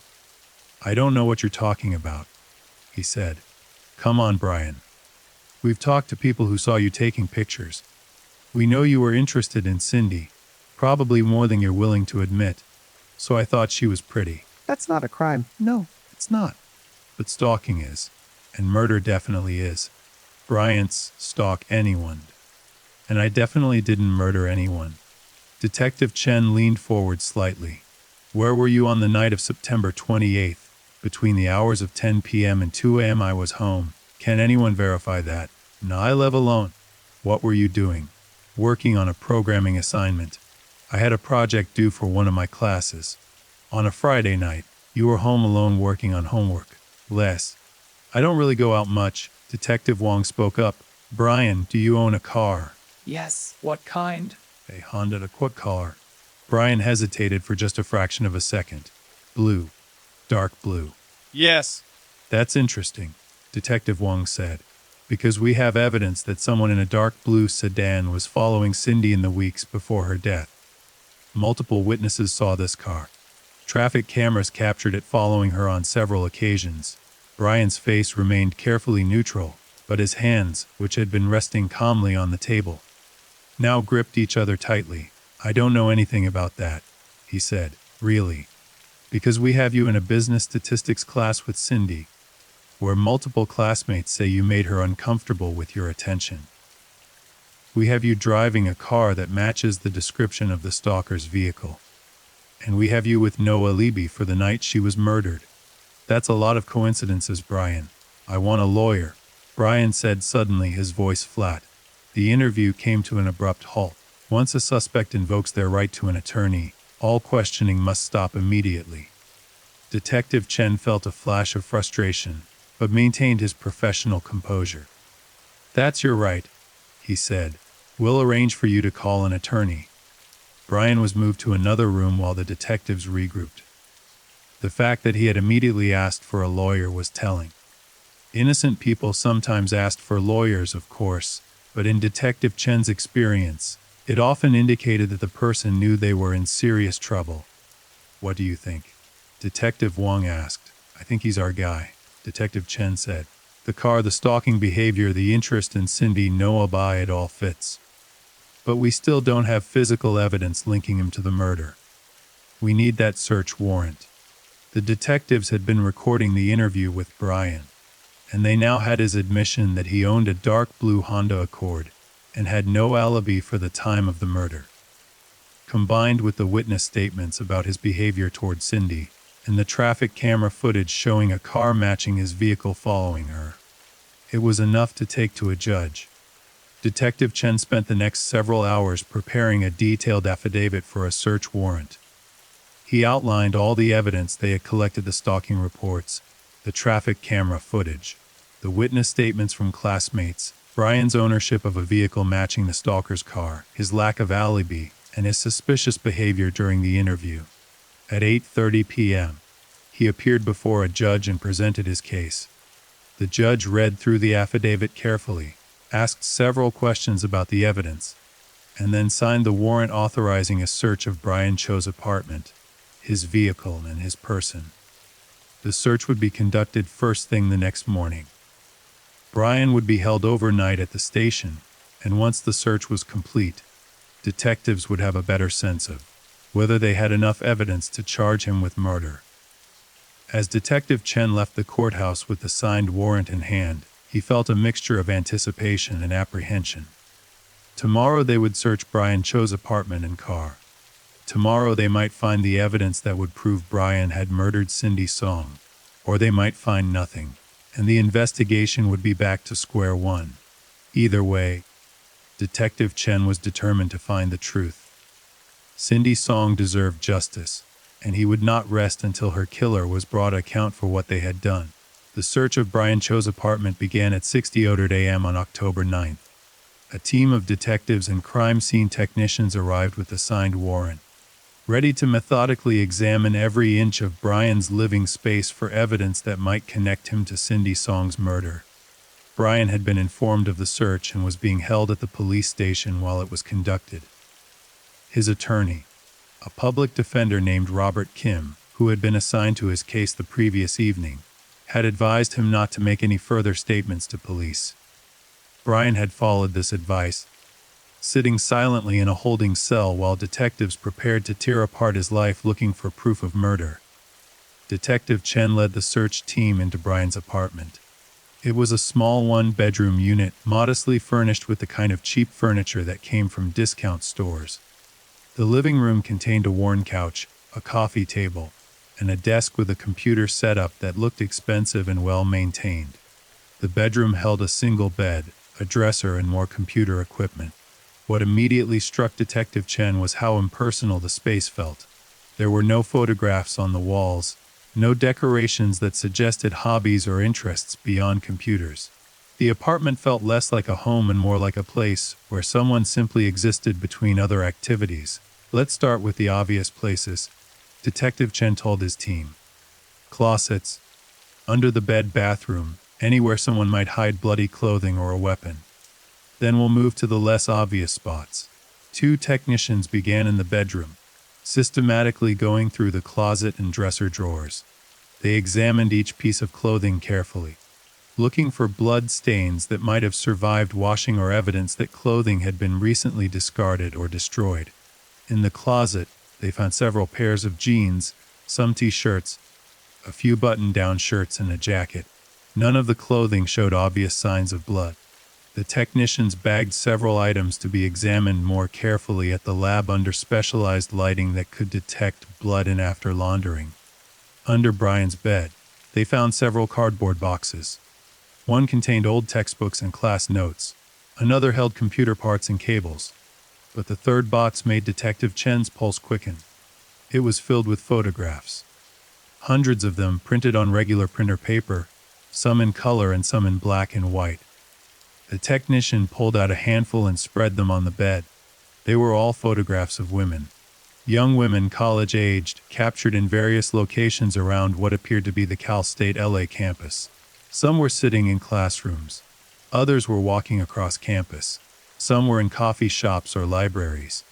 And in every single photo, the women appeared unaware that they were being photographed. Jesus, one of the technicians muttered. This guy's a serious creep. Detective Chen pulled on gloves and began looking through more of the photographs. He was searching for one face in particular, and it didn't take long to find it, Cindy Song. There were at least 30 photographs of Cindy in the box. Some showed her sitting in class, her head bent over a notebook. Others captured her walking across campus, her backpack slung over one shoulder. There were photos of her getting into her car, photos of her sitting in the library, photos of her eating lunch alone at a campus cafeteria. And most disturbing of all, there were photographs that appeared to have been taken from inside a car following behind Cindy's vehicle. These photos showed the back of her white Toyota Corolla, clearly taken while Brian was driving behind her. Bag all of these, Detective Chen said. Every single photograph. This is evidence of stalking, and it directly connects Brian to Cindy. While the bedroom search continued, other technicians were examining the bathroom. They swabbed the sink, the bathtub, and the toilet for any traces of blood. They examined the drain traps for hair or other biological material. They checked the trash can and the area behind the toilet where small items might have been hidden. One technician noticed that the grout around the bathroom tiles appeared to have been recently scrubbed in several spots. The grout in most of the bathroom was dingy and slightly discolored, but in a few areas near the sink and tub, it was noticeably cleaner, as if someone had scrubbed it intensively. This could be significant, the technician said to Detective Chen. If someone cleaned up blood in here, they might have scrubbed the grout to remove staining. Luminol test? Detective Chen asked. Absolutely. The technician prepared a luminol solution, a chemical that would cause blood to fluoresce, even if it had been cleaned or was invisible to the naked eye. The bathroom lights were turned off, and the technician sprayed the luminol solution on the tile grout, the sink, and the bathtub. When he shined a black light on the treated surfaces, several areas glowed with the distinctive blue-green fluorescence that indicated the presence of blood. There were spots on the grout near the sink, more extensive areas in the bathtub, and even some traces on the bathroom floor that had been invisible under normal lighting. We've got blood, the technician announced. Quite a bit of it, actually. Even though someone tried to clean it up, Detective Chen felt a surge of excitement. This was the physical evidence they needed. Someone had blood in this bathroom, and someone had tried very hard to clean it up.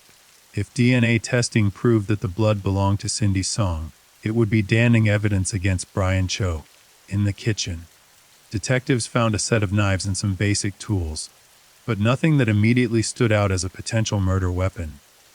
They bagged the items anyway for a closer examination. The real treasure trove was Brian's computer. The desktop computer in the living room was seized along with 2 laptops found in the bedroom. The hard drives would be forensically examined for any evidence related to Cindy, searches about her, saved photographs, documents, emails, anything that might reveal the extent of Brian's obsession. But they didn't need to wait for forensic analysis to find some of what was on the computers. One of the detectives, who had some technical expertise, booted up the desktop computer and began browsing through the files. What he found was deeply disturbing. There were folders filled with more photographs of women, organized by name. One folder was labeled Cindy. Inside were hundreds of digital photographs, far more than the printed ones found under the bed. These photos documented what appeared to be months of surveillance. There were photos of Cindy at different times of day, in different clothes, in different locations. There were photos of her parents' house, photos of the house where she had been renting a room, photos of her at work. Brian had been watching Cindy for a long time, documenting her movements, her routines, her life. In addition to the photographs, there were text documents. One file was titled Cindy's Schedule Doc and contained a detailed breakdown of Cindy's weekly routine: what time she left for class, what days she worked, when she visited her parents, where she liked to eat lunch. It was the kind of document a stalker would create to maximize their ability to cross paths with their target. Another file, titled Plan Doc, was even more chilling. It contained what appeared to be Brian's thoughts about his relationship with Cindy, written in a stream of consciousness style that revealed a deeply delusional mind. She doesn't know yet that we're meant to be together. One passage read, "She smiles at me sometimes in class, and I know she feels the same connection I do. She's just shy, playing hard to get. Girls like it when you're persistent.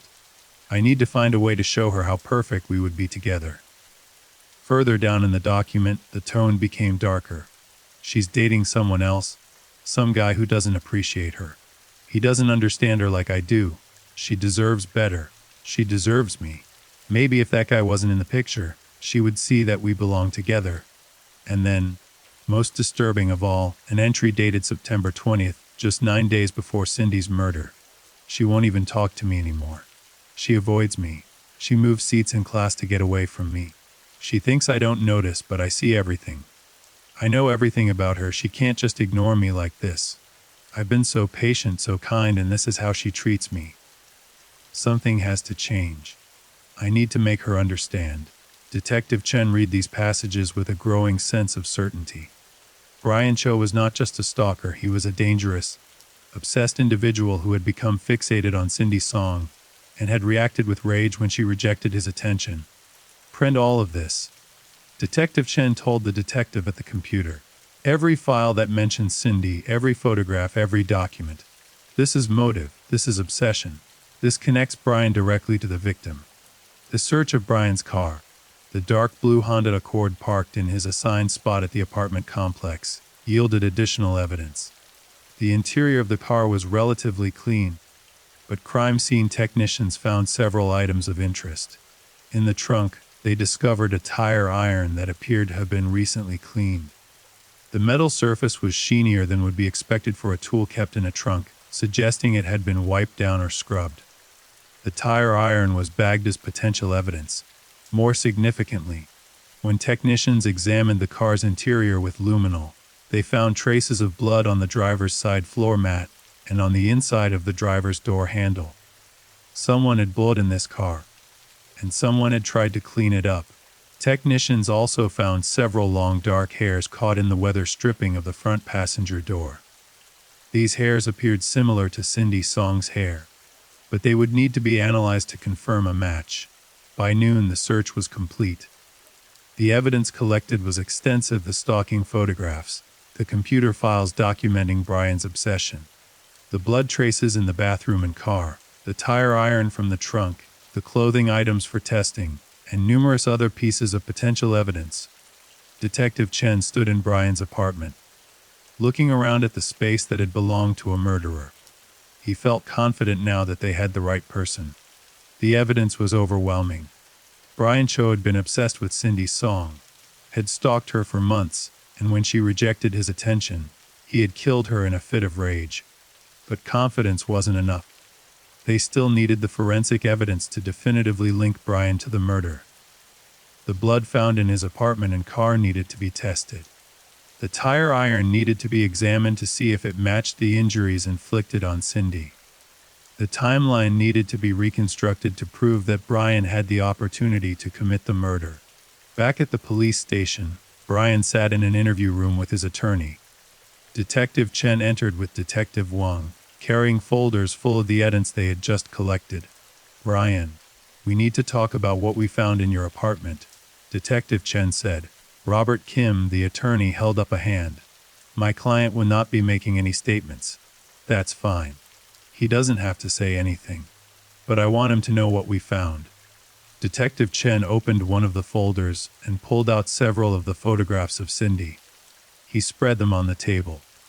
"We have found hundreds of photographs of Cindy Song in your apartment, Brian. Photos you took without her knowledge. Photos documenting her movements, her routines, her life. We found detailed schedules tracking where she would be and when. We found documents describing your obsession with her, your anger when she rejected you." Brian stared at the photographs but said nothing. His attorney put a hand on his arm, a silent reminder not to speak. "We also found blood in your bathroom and in your car," Detective Chen continued. "Blood that someone tried very hard to clean up. We're testing that blood right now, Brian. And when the results come back showing that it's Cindy's blood, we're going to charge you with her murder." Still, Brian remained silent. But Detective Chen could see the fear in his eyes, the realization that the walls were closing in. "You can sit here and say nothing if you want," Detective Chen said. "But the evidence speaks for itself. You stalked Cindy Song for months. You became obsessed with her. And when she made it clear she wasn't interested in you, you killed her. We can prove all of this." "Brian, it's over." Robert Kim spoke up. "If you have evidence to charge my client, then charge him. Otherwise, this conversation is over." Detective Chen gathered up the photographs and stood. "We'll be filing charges soon, very soon." As he left the interview room, Detective Chen knew that they still had work to do. The forensic testing would take time, potentially weeks, but he was confident in the case they were building. The evidence was there. The opportunity existed. Brian Cho had murdered Cindy Song, and Detective Chen was going to make sure he paid for it. Over the next 2 weeks, the forensic analysis of the evidence collected from Brian's apartment and car proceeded. The crime lab worked overtime to process everything, understanding the importance of this case. The first results came back on October 15th. The blood found in Brian's bathroom was tested and compared to DNA samples from Cindy Song. It was a match. Cindy's blood had been in Brian Cho's bathroom, and someone had tried to clean it up. The blood found in Brian's car was also tested. Again, it matched Cindy's DNA profile. The hairs found in Brian's car were analyzed and compared to hair samples taken from Cindy's hairbrush at the crime scene. The microscopic characteristics were consistent with Cindy's hair. The tire iron found in Brian's trunk was examined by a forensic tool mark expert. While they couldn't say with absolute certainty that this specific tire iron had been used to kill Cindy, the expert determined that the dimensions and shape of the tire iron were consistent with the injuries found on Cindy's skull. Furthermore, despite the apparent cleaning, the laboratory was able to detect trace amounts of blood and tissue in the small crevices of the tire iron. This material was also tested and found to contain Cindy's DNA. The case was becoming airtight. Every piece of forensic evidence pointed to Brian Cho as the killer. On October 16th, the district attorney's office reviewed all the evidence and murder charges against Brian Cho. He was formally charged with first-degree murder with special circumstances, based on the evidence of stalking and premeditation. Brian appeared in court for his arraignment on October 18th. He stood before the judge thin and pale in his orange jail jumpsuit, while the charges were read aloud. First-degree murder, lying in wait, special circumstances that could make him eligible for the death penalty. Brian pleaded not guilty, as his attorney advised. But everyone in that courtroom in a trial would be a formality. The evidence against him was overwhelming. Detective Chen sat in the gallery, watching the proceedings. Cindy Song's parents were there too, holding hands, tears streaming down their faces, as they heard the charges against the man accused of killing their daughter. After the arraignment, Detective Chen approached them in the hallway outside the courtroom. Mrs. Song looked at him with eyes full of pain. "Is this the man who killed our Cindy?" she asked through the translator. "Yes, Mum," Detective Chen said gently. "We believe he is." "Why?" Mr. Song asked, his voice breaking. "Why did he do this to her? She never hurt anyone." Detective Chen had asked himself the same question many times over the past 3 weeks. He was obsessed with her. When she rejected his attention, he couldn't accept it. He let his obsession turn into rage, and he acted on that rage. It wasn't a satisfying answer because there was no satisfying answer. No explanation could justify what had been done to Cindy. No reason could make sense of the senseless violence that had ended her life. But at least now there would be justice. At least the man who had killed her would be held accountable. As the weeks turned into months, the case against Brian Cho was prepared for trial. Prosecutors compiled evidence, interviewed witnesses, and built a comprehensive timeline of Brian's stalking behavior and eventual murder of Cindy Song. The story that emerged from this evidence was chilling in its detail. Brian had first noticed Cindy in their business statistics class in January of 2001. He had become immediately fixated on her, interpreting her basic politeness as romantic interest. He had begun photographing her secretly and following her to learn her routines. When Cindy started avoiding him in class, moving seats to get away from him, Brian's obsession deepened. He began following her in his car, watching her house, documenting her every move. The documents on his computer showed his growing frustration and anger as Cindy continued to reject his attempts at conversation. By September, Brian had decided that he needed to make her understand that they belonged together. The prosecution's theory, supported by evidence, was that Brian had driven to Cindy's house on the night of September 28th with the intention of confronting her. Exactly how he gained entry to the house remains somewhat unclear. He may have knocked on the door and Cindy, not recognizing him or not perceiving him as a serious threat, may have let him in. Or he may have found a way to enter through an unlocked door or window. Once inside, Brian had attempted to talk to Cindy, to explain his feelings, to make her see that they should be together. When she rejected him, when she perhaps threatened to call the police or told him to leave, he had snapped. The tire iron, which he had likely brought from his car, became a weapon. He attacked Cindy with savage fury, striking her repeatedly even after she had fallen and was clearly incapacitated. The rage that had been building for months, the humiliation of her rejections, the frustration of his unrequited obsession, all of it exploded in those terrible moments. After killing Cindy, Brian had taken her body and positioned it in a specific way, perhaps staging the scene to make it look like something other than what it was. Then he had gone to the bathroom and cleaned himself up, washing Cindy's blood from his hands and face. He had returned to his car, where some of Cindy's blood had transferred from his clothing and shoes. He had driven home to his apartment, where he had showered and attempted to clean up any remaining evidence. But he had not been thorough enough. Blood evidence survived his cleaning attempts. His obsessive documentation of Cindy remained on his computer. The photographs remained hidden under his bed, and his own inability to control his emotions had led him to create written documents that revealed his twisted mindset. The trial of Brian Cho began in March of 2002, 6 months after Cindy's murder. The prosecution presented their case methodically, building layer upon layer of evidence that demonstrated Brian's guilt beyond any reasonable doubt. They presented the stalking photographs, the computer documents, the blood evidence, the tire iron, the witness testimony about Brian's behavior towards Cindy. They showed the timeline of events, the forensic analysis, the expert opinions. Brian's defense attorney attempted to create reasonable doubt, suggesting that perhaps someone else had killed Cindy, and that the blood in Brian's apartment could have gotten there through innocent means. But the defense was weak, undermined by the overwhelming physical and circumstantial evidence against Brian. Detective Chen testified for 2 full days, walking the jury through the investigation, explaining how each piece of evidence had been discovered, and what it revealed about Brian's actions. He described finding the photographs, the computer files, the blood evidence. He explained how the forensic testing had definitively linked Brian to the crime scene. Cindy's parents testified about their daughter, about the bright, kind young woman whose life had been stolen from her. Friends and classmates testified about Cindy's character and about Brian's disturbing behavior toward her.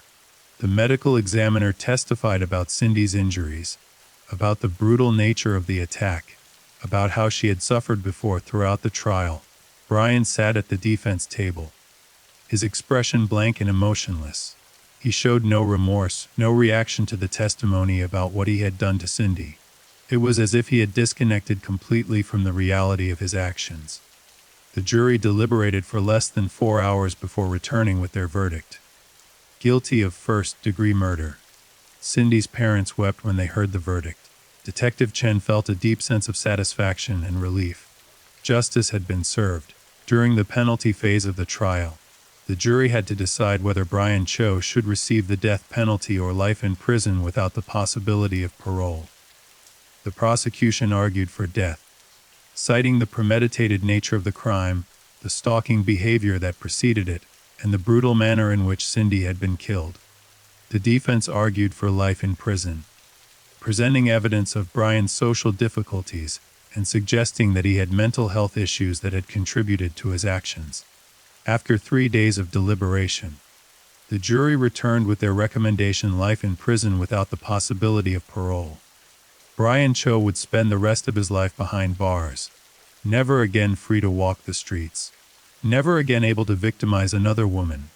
On the day of sentencing, the judge allowed Cindy's parents to address the court. Through a translator, Mrs. Song spoke directly to Brian for the first and only time.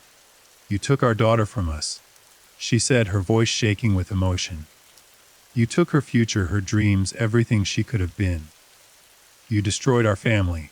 We will never recover from this loss. We will never see our daughter graduate from college, never see her get married, never meet the grandchildren she would have given us. You stole all of that from us." She paused, wiping tears from her eyes. "I hope that every day for the rest of you think about what you did. I hope you never know peace. I hope the memory of Cindy haunts you forever." Brian showed no reaction to her words. He stared straight ahead, his face blank. The judge then pronounced sentence: life in prison without the possibility of parole. Brian Cho would die in prison, decades from now, an old man who had wasted his entire life because he couldn't accept rejection. As Brian Cho was led from the courtroom in shackles, Detective Chen watched him disappear through the door that would take him to prison for the rest of his life. There was no satisfaction in that moment, no sense of triumph. A young woman was still dead. A family was still shattered. Justice had been served, but it could never undo what had been done. The case of Cindy Song became one that Detective Chen would never forget, not in all his years of police work that followed. It was a case that exemplified the dangers that young women faced every day from men who became obsessed with them, who couldn't accept rejection, who felt entitled to their attention and affection. In the years after Brian's conviction, Detective Chen often thought about the warning signs that had been there all along. The uncomfortable behavior in class that Cindy had brushed off as social awkwardness. The car that followed her, which she had noticed but hadn't reported to police because she didn't want to seem paranoid. The escalating obsession documented in Brian's computer files, invisible to everyone who might have helped. Could Cindy's murder have been prevented? It was a question that haunted Detective Chen. If Cindy had reported Brian's stalking behavior earlier, would police have been able to intervene before it escalated to violence? If her classmates had taken Brian's disturbing behavior more seriously and reported it to campus security, could something have been done? The answers to those questions would never be known. What was known was that on September 29, 2001, a bright young woman with her whole life ahead of her had been murdered by someone who believed that if he couldn't have her, no one could. Cindy Song's parents eventually established a scholarship fund in their daughter's name at Cal State LA. The scholarship was awarded annually to female students studying business. Students who embodied the same dedication and kindness that Cindy had shown. It was their way of keeping their daughter's memory alive, of ensuring that something positive could come from their devastating loss. Each year on the anniversary of Cindy's death, a small memorial service was held. Friends who had known her, classmates who remembered her smile, and family members who would never stop grieving gathered to remember a life that had ended far too soon. They shared stories about Cindy, about her dreams and her kindness, about the future she should have had. The house where Cindy had been killed stood empty for several months, before eventually being rented to new tenants who knew nothing of what had happened there. The landlord had the bedroom where Cindy died completely renovated, replacing the carpet, repainting the walls, removing every trace of the violence that had occurred. But those who knew the history of that house could never forget what those walls had witnessed. Jennifer Park, Cindy's roovered her body that terrible morning, struggled for years with guilt and trauma. She underwent counseling to deal with the post-traumatic stress of finding her friend murdered. She eventually transferred to a different university, unable to continue her studies in a place that held so many painful memories. The sound of her own scream that morning echoed in her nightmares for years. Brian Cho was transported to a maximum security prison, where he would spend the rest of his days. Reports from the prison system indicated that he kept to himself, rarely interacting with other inmates, spending most of his time in his cell. He took a job in the prison library working with computers, the one skill he possessed that gave him any sense of purpose. He never expressed remorse for what he had done to Cindy. He never apologized to her family. He never wrote letters seeking forgiveness or explaining his actions. He simply existed year after year, in a concrete cell that became his entire world. Other inmates who were housed near Brian reported that he would sometimes talk to himself, carrying on one-sided conversations as if speaking to someone who wasn't there. Guards who overheard these conversations said that Brian seemed to be talking to Cindy, still trying to convince her that they should have been together, still unable to accept that she had rejected him, still living in the delusional fantasy that had led him to murder. Detective Chen retired from the Monterey Park Police Department in 2018 after more than 30 years of service. He had investigated hundreds of cases over his career, solved dozens of murders, brought countless criminals to justice. But Cindy Song's murder remained one of the most impactful. It was a case that reminded him why the work mattered, why every victim deserved justice, why detectives could never give up in their pursuit of the truth. At his retirement party, surrounded by colleagues and friends, Detective Chen gave a brief speech in which he mentioned Cindy's case. "Every victim has a story," he said, his voice thick with emotion. "Every victim had a life, had dreams, had people who loved them. Our job is to speak for those who can no longer speak for themselves, to seek justice for those who have been silenced. Cindy Song deserved better than what happened to her. I'm proud that we were able to find her killer and ensure he would never hurt anyone else." The case also served as a tragic example of how stalking behavior can escalate to violence, how obsession can turn deadly, how important it is for people to take threats and disturbing behavior seriously before they result in tragedy. In the years following Cindy's murder, California and many other states strengthened their stalking laws, making it easier for victims to obtain restraining orders and for police to intervene before stalking behavior escalated to violence. Cindy's case was often cited by advocates as an example of why these stronger protections were necessary. Universities across the country also began implementing better training for students and staff on recognizing stalking behavior and responding appropriately. Campus security protocols were updated. Awareness campaigns were launched. The message was clear: stalking was not harmless, it was not flattering, and it could be deadly. Cindy Song had been a daughter, a student, a friend. She had dreams and ambitions. She had a future that should have included graduation, career success, love, family, and all the experiences that make a life full and meaningful. All of that was stolen from her in one night of senseless violence by someone who had convinced himself that his desires mattered more than her right to live. Her story is a reminder that we live in a world where women must constantly be vigilant, where rejection can lead to violence, where simply existing can make you the target of someone's dangerous obsession. It's a reminder that we need to do better as a society in recognizing the warning signs of dangerous behavior and intervening before that behavior turns deadly. The sun sets now over Monterey Park much as it did on that September evening in 2001. Families still eat dinner together. Students still pursue their education at Cal State LA. Life continues in all its ordinary beauty and complexity. But for those who knew and loved Cindy's song, there is an absence that can never be filled, a loss that time can soften but never erase. Cindy's grave in a cemetery in the San Gabriel Valley is marked with a simple headstone bearing her name, her dates of birth and death, and a single line in Korean that translates to, "Forever in our hearts." Her parents visit regularly, bringing flowers, sitting quietly beside the grotto they will never stop mourning. Mr. and Mrs. Song, now elderly and frail, continue to live in the same house where they raised Cindy, where they shared that last dinner with her on the night before her death. Cindy's bedroom remains exactly as she left it, a shrine to their daughter preserved in time. Her textbooks still sit on the desk. Her clothes still hang in the closet. Photographs of her smile down from the walls, frozen forever at 21 years old. On what would have been Cindy's 40th birthday in 2020, her mother placed a photograph at her grave. It showed Cindy at her high school graduation, smiling brightly at the camera, her whole future ahead of her.